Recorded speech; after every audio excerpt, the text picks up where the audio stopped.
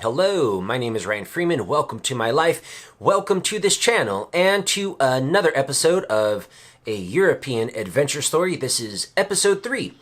In this episode, my wife and I, we leave London July 4th and we get on a budget airline, forget which one. Cost about $90 one way. Flew from London to Funchal, which is the capital city on the Portuguese island of Madeira. It is pretty far away from the mainland of Europe.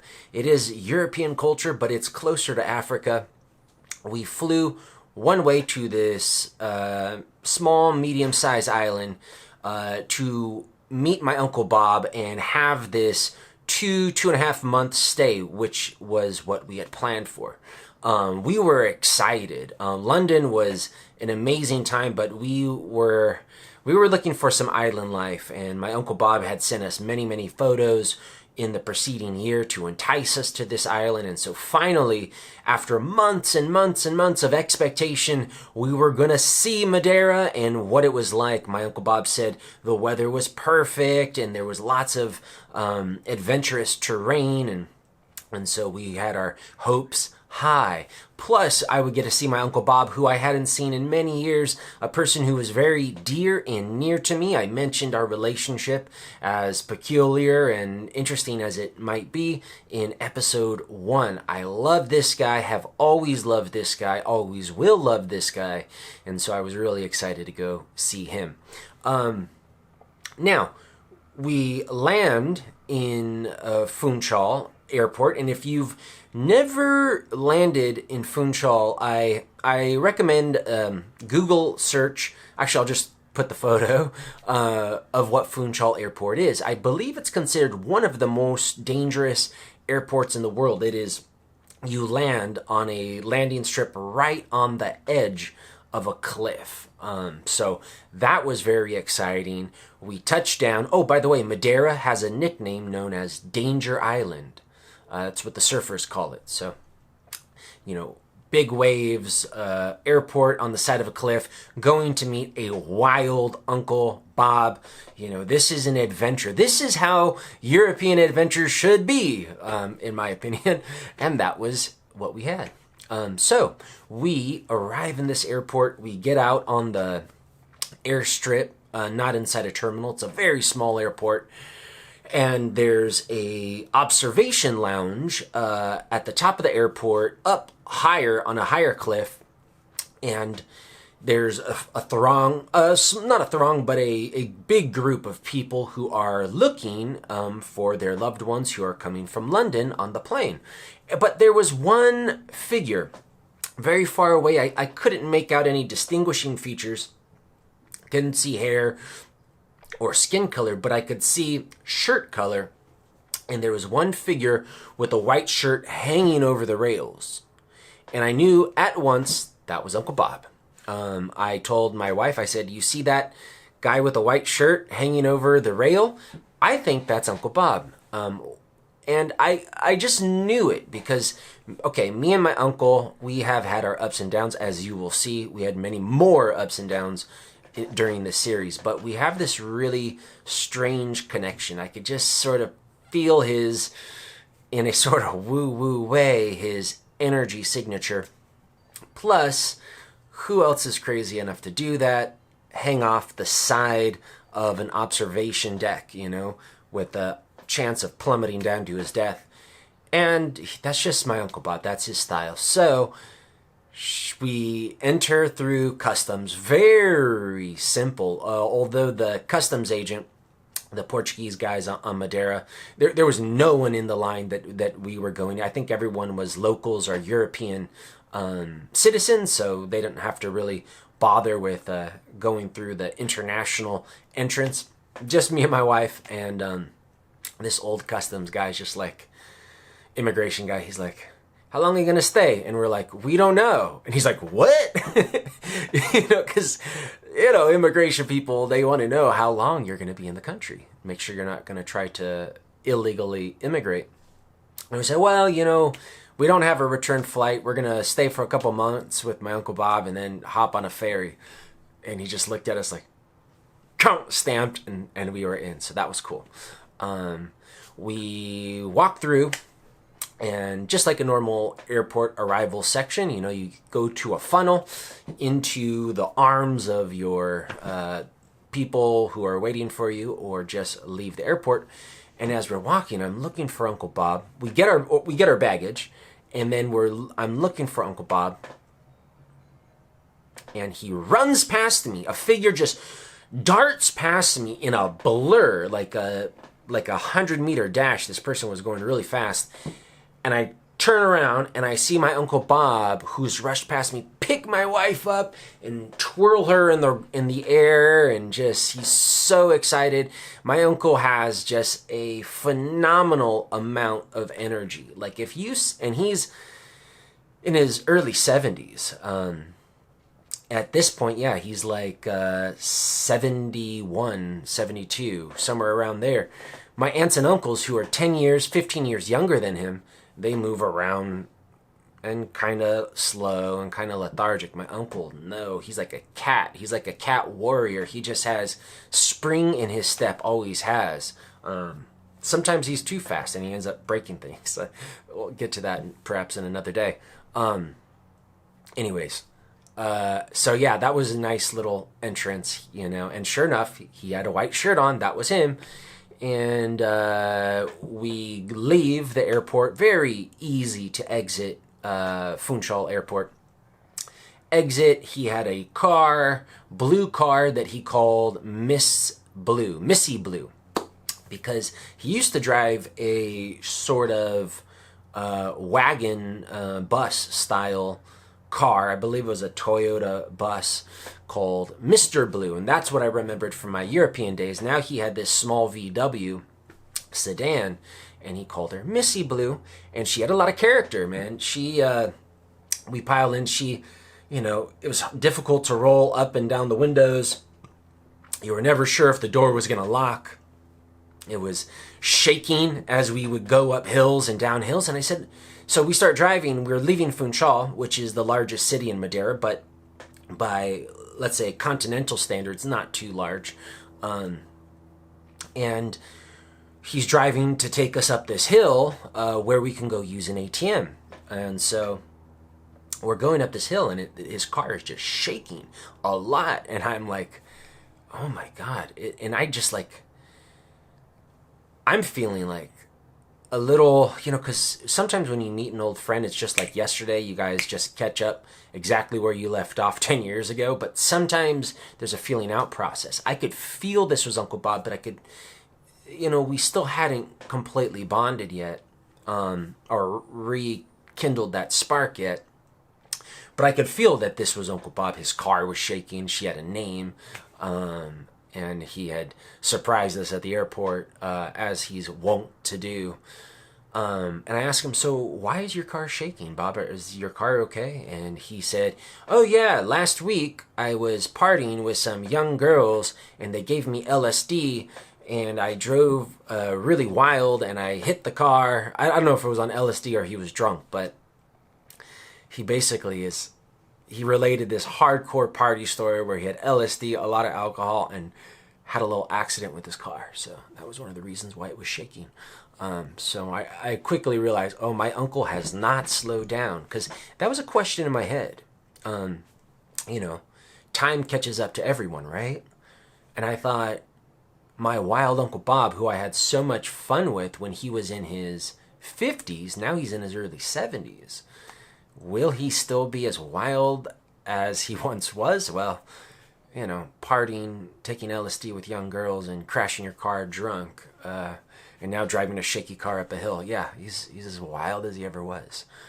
So that was pretty interesting. And he drives us up to the top of a hill where I have a beautiful view of the ocean. We have a beer, and we get to use the ATM. And then he takes us to Serra de Agua, which is sort of this cool, windy mountain road through, I believe, a ravine, and to a bar called, I think it's called Taberna de Poncha. Taberna is like a tavern, like a bar, and Poncha is sort of the signature drink in Madeira. and it is a fruit cocktail made from, I believe, Madeira rum, and it is very sweet, but also very potent. It comes usually in a small glass. I forget the price, but it's very cheap. You know, this is a really cool thing about Madeira. This was European culture, Portuguese culture, beautiful island. Everything was so inexpensive. The meals at the restaurants, the food at the grocery store, beers, drinks, everything was cheap, cheap, cheap. Especially compared to mainland Europe and compared to America. I mean, Madeira is a deal, and a good one at that, because it is a beautiful place. And so we're in Taberna de Poncha. He introduces us to the owners, as well as he knew some of the people at the bar. My uncle is he's a cross between a hermit and a socialite. So he socializes better than anyone I know. He just meets people, and during the course of our stay with him, I mean, he knew everyone. He knew, and everyone knew him, and everyone who met him smiled. Like my Bob, well, not everyone actually. So, you know, no one's perfect, right? So my Uncle Bob always had really good relations with people who were easygoing, light, like to party, but there were some, you know, sort of matronly figures who had their eye on him and were careful of him. So, yeah. And so we have our first poncha at Taberna de Poncha in Serra de Agua. Wonderful drink. I'm in heaven. We drive. He drives us to, I believe it was Jardim de Mar, which is a town near his town. And he explains to us, he says, I'm not going to take you to my house today. You guys are on an adventure, and you are going to have the adventurous route that my wife took when she found the land. So just to recap from episode 1, his wife was the person who found this land that he built his retirement home on Madeira. She was a very important thing for them to find this piece of land over decades and decades of searching for something like this in all areas of the world, a place where they could retire. And apparently they were staying at Jardim de Mar, renting a place for like $200 a month, this like little one-bedroom house. Great prices. Although I should note this, like a lot of places, there's a local price and a tourist price. So if you're just sort of a naive traveler, you might pay a little more for things, like renting a house. Whereas if you're a local or you're a savvy traveler and know how to negotiate, you will get a really good deal. So they had rented this house like 5 years before we got there and had searched the island for a place. She found it by walking along the ocean, across rocks, and then up a windy trail, and then she found it. And so he wanted us to sort of do this pilgrimage in honor of his deceased wife, Rosemary, who I ended up talking to her on the phone. I was living in China during her last days, and I really was happy to do this for my Uncle Bob, for Rose as well, because my Uncle Bob didn't like to talk about her so much, and so I won't mention her much more on this video, but she was a beautiful woman, and she touched me in when I went to stay in Switzerland, and he was missing her greatly, and so I was happy to do that. Of course, we had our backpacks and all of that, you know, and I had packed heavy because we were going to stay at my Uncle Bob's. So, you know, sometimes when you get out from the airplane, you want to go and put your stuff away and shower, but this was not in the cards for us. And with my Uncle Bob, I find it's best to just go with the flow. And sometimes it's a torrential flow, but nonetheless, it is fun and an adventure. So we're in Jardim de Mar. He drops us off. But with a task. he likes he likes to give out tasks and quests. So he gives us a quest. He says, Ryan, there's a promenade near the ocean with many trees. I want you to find a secluded spot in those trees where we can hang up our hammocks tonight. We had hammocks that we brought from America. He recommended that. He had a hammock that I recommend. Hennessy hammock, by the way. Really nice camping hammock. And I want you to find a secluded spot in these trees for us to camp tonight. And then the next morning at sunrise, we will go on this pilgrimage in honor of my wife. Actually, not even, it was like, yeah, something like that. Something like that. Yeah, at sunrise or whatnot. Or the next day. And that's not so important. The point is I had to find this secluded spot. He drops us off and he says, I will pick you up at this spot around 5 p.m. And so me and my wife, we've never been here. We have no map. I have a phone that I have an internet connection. I can't call, but I have a very weak internet connection and can use Google Maps a little bit. So we walk through this town, and it's charming. If you ever go to Europe and you see the sort of the European style of architecture in small little towns, it's just wonderful. I love the life, and this is, an island that's been inhabited for many, many years and has some old style relics. Like they had a hammock display of how people used to travel. I guess rich people used to hire porters who would carry fat men or rich men on hammocks up and over mountains to get around the island a long time ago. So I saw that. We stopped by, I got a beer. My wife got a delicious orange juice. She drank fresh squeezed orange juice. I believe it's called naranja de jugo de naranja natural. It's like fresh. Sorry, bad Portuguese. Fresh squeezed orange juice. Sumo. So jugo is in juice in Spanish, sumo in Portuguese. Sumo de naranja el natural, something like that.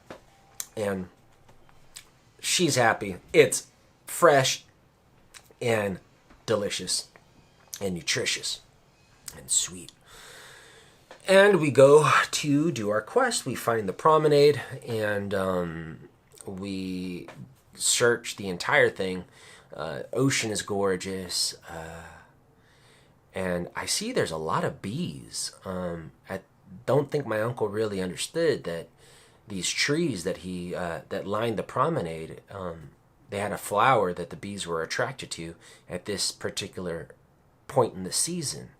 So it was not easy to find a place. I finally found a place that was also big enough for 3 people to hang their hammocks.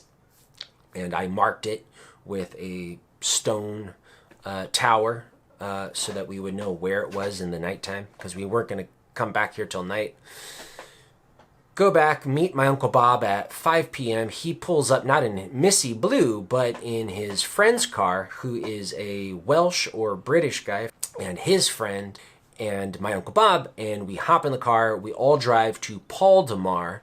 Paul de Mar is a badass little town with beach bars. Lots of young people go there for sunset. It is just gorgeous. But before we get to the sunset spot, we stop at this incredible little restaurant overlooking the sea. Just about everything's overlooking the sea on Madeira. And we have some beers, but we have the best calamari, fried squid. I mean, it was the best fried calamari I have had in my entire life. And for a steal, and great French fries. We had exquisite French fries all over Madeira. The menus on Madeira are not very large. Usually they have a special of the day, and they have omelets and French fries and some simple dishes, tuna sandwiches. But everything they make is very good and inexpensive. Plus, you don't tip as well. I mean, you can, but it's not expected. And it was interesting to talk to my uncle's British friend because he sort of filled me in, especially I think when Bob went to use the restroom, that my uncle was lonely and that it was good that we were here. He was really excited for us to be here with him. And sure enough, my uncle forgot his wallet, so we had to pay. He's really good at forgetting his wallet. I remember that from previous times. But no worries. We're staying at his house for the summer, right? And we hop back in the car, go to the sunset spot at Paul de Mar. Sure enough, beautiful girls, tan skin, lots of young guys.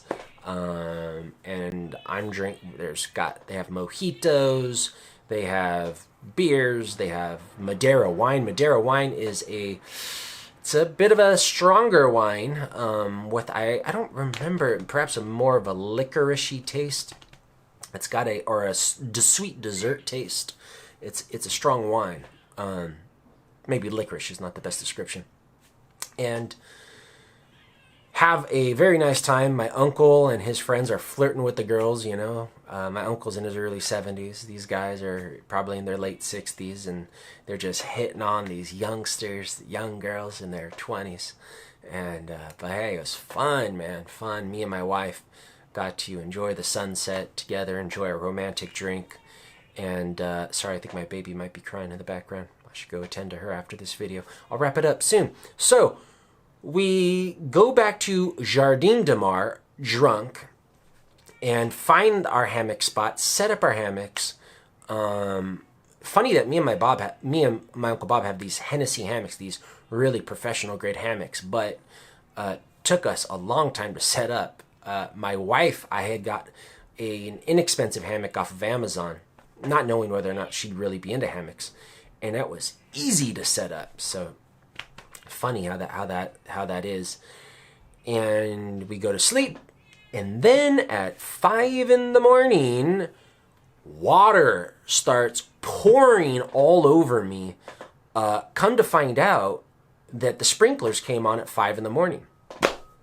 My uncle didn't know that. We didn't know that. So not only was this promenade infested with bees, but the sprinklers come on at 5 in the morning. We get doused, and so we're camping illegally at Jardin de Mar amidst bees, and then the sprinklers hit us. We jump out, and I just remember my wife was still soundly sleeping because she had the only spot that the sprinklers did not hit.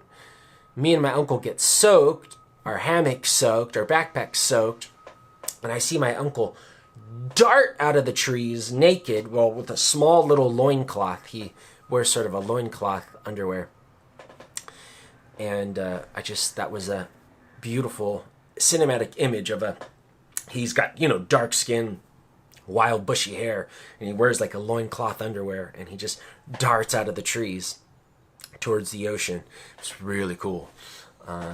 We go back in, grab our hammocks, and laugh about it. And because this was not a good time to take the pilgrimage, because it was in the dark and the tide was not right to cross the rocks, we ended up not being able to do this pilgrimage for my Aunt Rose, deceased Aunt Rose. And so we had to walk a windy street through tunnels and up hills to get to his house, which we finally did in the wee hours of the morning. And that walk was beautiful. It was difficult to do at 5 in the morning after lots of traveling, lots of drinking, not so much sleep, being woken up by sprinklers, super heavy backpack because you're planning to stay at his house.